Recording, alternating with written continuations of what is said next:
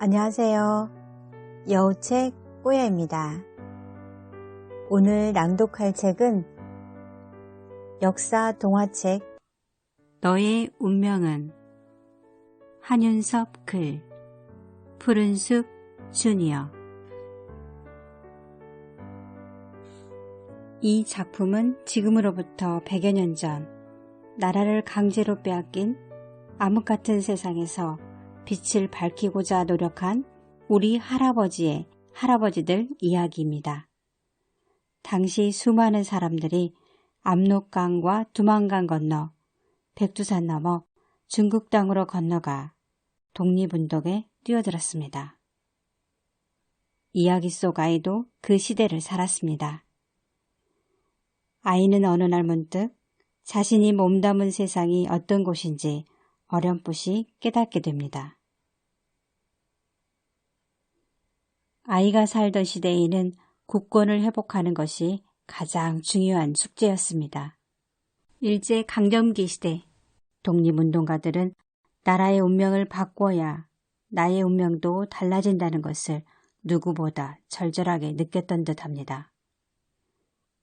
이 작품을 통해 역사를 되새기면서 내가 사는 세상을 제대로 바라보고 이해하는 힘이 곧 나의 운명까지도 변화시킬 수 있다는 점을 곰곰이 곱씹어보면 좋겠습니다.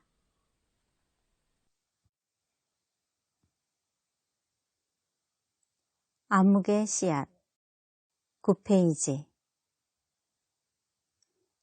누구나 살아오는 동안 암흑 같은 시간을 만날 때가 있다. 어디서부터 잘못됐는지, 무엇을 해결해야 하는지 좀처럼 알 수 없는 시간. 그 넓은 하늘조차 보이지 않는 시간.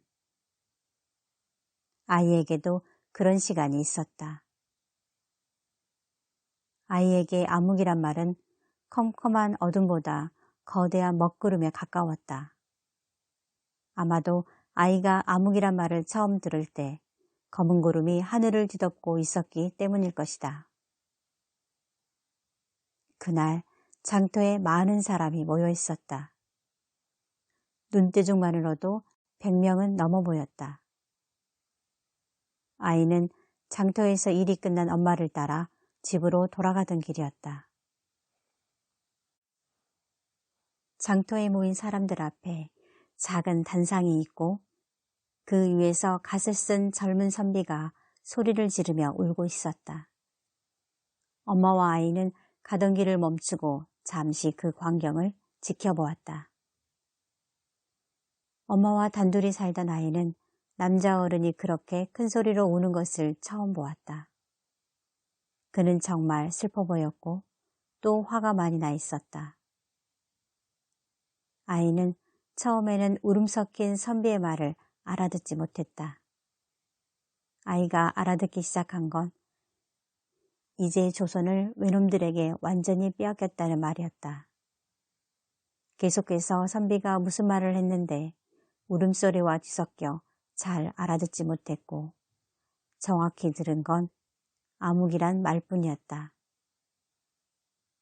암흑이라는 말을 하며 선비는 더 큰 소리로 울부짖었고 여기저기서 한숨 소리가 들렸다. 그때 갑자기 하늘에서 요란하게 천둥이 치더니 먹구름이 몰려왔다. 대낮이던 장터가 갑자기 밤이 되고 있었다. 엄마는 아이의 손을 잡고 정신없이 집으로 향했다.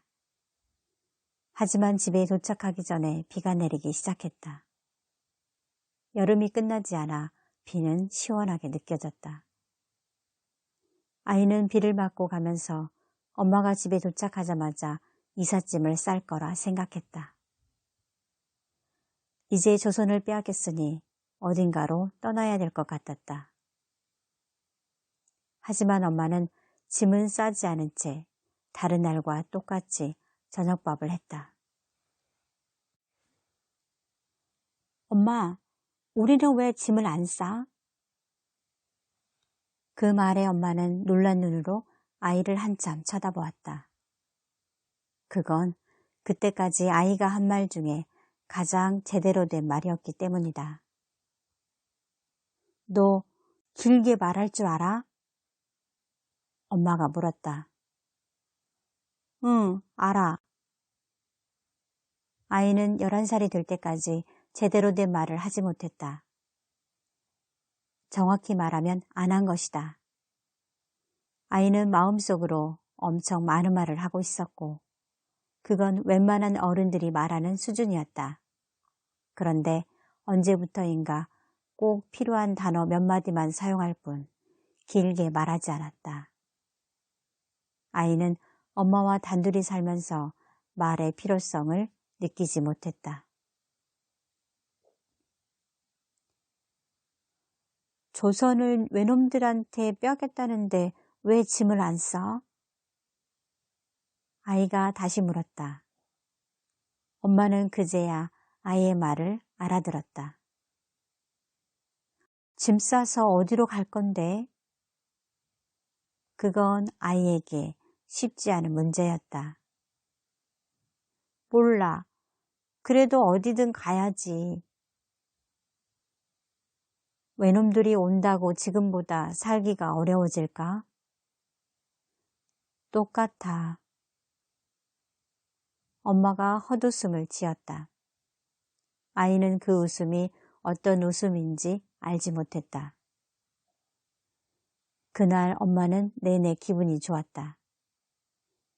나라를 빼앗긴 것보다 아들이 제대로 말하기 시작한 것을 더 대단한 일로 여겼다. 다른 날과 똑같이 밤늦도록 바느질을 했다.